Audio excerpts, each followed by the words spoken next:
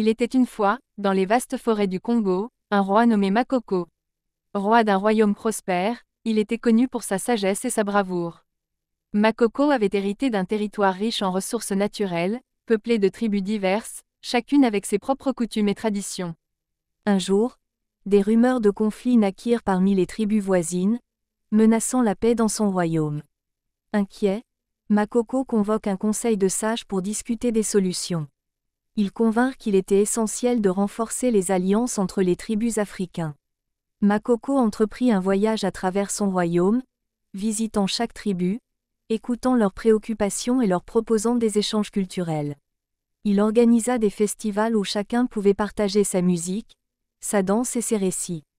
Grâce à ces efforts, les liens entre les tribus se renforcèrent et la paix. Un jour, un puissant sorcier, jaloux de la renommée de Makoko, décide de l'affronter. Il lance une malédiction sur le royaume, menaçant de plonger la terre dans l'obscurité. Ne se laissant pas intimider, Makoko se rend au cœur de la forêt pour affronter le sorcier. Avec l'aide de ses alliés, il découvre que le pouvoir véritable réside dans l'unité et la solidarité. Le 10 septembre 1880, sur les bords du fleuve Congo, Pierre Savorgnan de Brazza conclut un traité en plusieurs exemplaires avec le chef traditionnel des Batéké.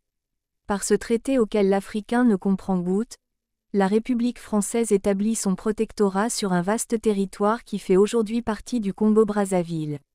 Le jeune Brazza, 28 ans, français d'adoption, devient l'objet d'un véritable culte républicain et l'on se plaît à opposer sa magnanimité à la brutalité de Stanley, un Britannique au service du roi des Belges, avec lequel il est entré en concurrence dans le bassin du Congo.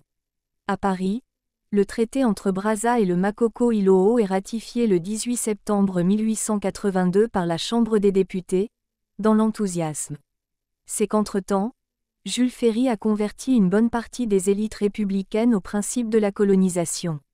Brazza, présenté comme l'ami des Noirs et le libérateur des esclaves, est nommé commissaire du gouvernement dans l'Ouest africain puis, de 1886 à 1897, commissaire général au Congo.